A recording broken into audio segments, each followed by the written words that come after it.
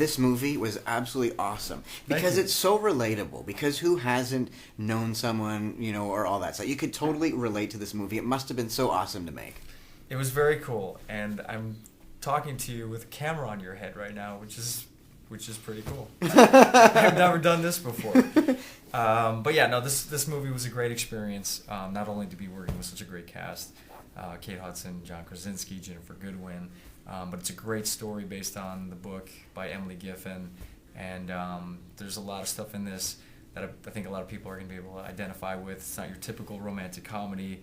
I like to say it's a situation where you find real people in real situations, and a lot of great comedy comes out of those kinds of situations. And when you throw John Krasinski and Kate Hudson into this, who are absolutely some of the funniest people I've worked with, it balances out some of the more interesting dramatic moments that are in the movie. There was one part of the movie that you had to, while they were filming it, you must have burst out laughing. You had to. It's the scene where you're lying next to each other, and she wakes up and you're like staring at her. Mm-hmm. To me, I'm like, dude must have broke out laughing during that. Well, I think the funny part was, we're in these like nudie little spandexy things, because you never know how it's gonna look or how the sheets are gonna be. So they make you wear these nude colored spandexy little underwear things that are not the most flattering. Cocksock. Not necessarily a cocksock. I didn't have to go that far. Yeah, I mean, at certain points, like when I'm jumping out of the bed and I'm naked, there was, I don't do the sock thing. I just kind of have an aversion towards it, so.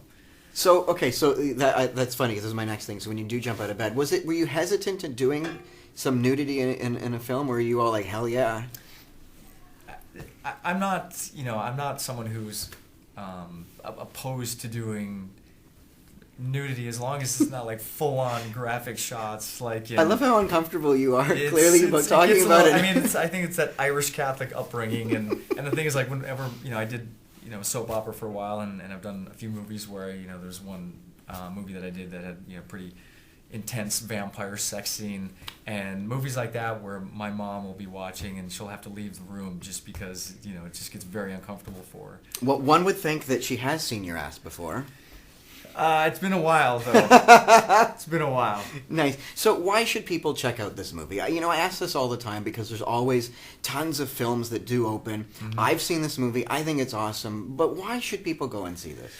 There's some movies that when you go see, that they just kind of, they hit you in a place where you feel like you can identify with these characters, and you really feel like you've come out of that movie with a new perspective, or you've been inspired to just go after what it is that you want to do. And this is one of those movies where, after watching it, I mean, it really runs you through the whole gamut of, being excited again about meeting someone, and those like butterflies that you get when you're with someone, and do you act upon those feelings, or do you not? And I really feel like it kind of will stir up in a lot of people those exciting feelings about being in love again, and do I take that risk of going after what I truly want?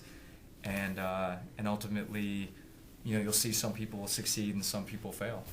Last few questions, because I know that I'm not gonna ask you, with regard to this movie, if this is something that happened to you, because that's not right. But I will ask this: do you think that the situation that this movie's based on, and for those that don't know, girl really loves guy's with another girl, but she really likes this guy, they're getting married, blah blah blah. Mm-hmm. Do you think that this is common in reality? Do you think this kind of a scenario happens often out there? I'm sure it happens. I don't know if it's often, but I definitely feel like it does and can happen, and it doesn't necessarily have to involve someone that's getting married. I mean, and I've also heard of situations. I just heard a couple of months ago about this couple. They were friends, and they were each married and have kids, and they just met each other, and they tried to resist it, and they tried to ignore those feelings that they had for each other. Mm-hmm. And after like 8 or 9 years of trying to resist those feelings, they were miserable because they just knew that they had to be together, and they knew that it was going to hurt a lot of people around them, but they had to do it because ultimately it was going to make them happy, and it felt like it was the right thing to do. I remember I went to the screening of this with my fiance, and I turned to him during it while you guys were all doing that whole cheating thing in the movie, and I looked at him and go, cheating's bad. Cheating is bad. There's nothing good or anything that can come out of it that is good. And for the cheaty or the cheater, like right. It's wrong all around. Right. And Kate was telling me, she's like, if I were thinking of having an affair, I would tell my significant other, because that way it's going to open up some dialogue, and it'll potentially help you guys figure out, okay, what's not working here and how can we fix it. Yeah, but how do you bring something like that up? So you're sitting on the couch, you're watching The Voice, or Big Bang Theory, and you turn during commercial. Yeah. So here's what I'm thinking. I'm planning on cheating. Like, you can't bring that up. Yeah, I think you need to. I think it's, and that's the thing. I mean, people don't, because they feel like it's not a good thing. It's going to hurt someone's feelings. Mm-hmm. But in order for a relationship to work, I feel like you have to be honest about things, because you can tell when your significant other is hiding something from you. Oh, God, yeah. And they can seem distant, and when something is up. And yeah. I feel like sometimes you just have these feelings that you don't maybe necessarily want to act on. You just need to bring them up, and by bringing them up and putting them out on the table, you kind of know what you're dealing with. Let's end with this, because I'm being told to wrap up. So I have to ask this for all of our listeners on KiSS 92.5 and the Roz and Mocha Show who are coming through me to ask this right now. Yes. Do you know how hot you are?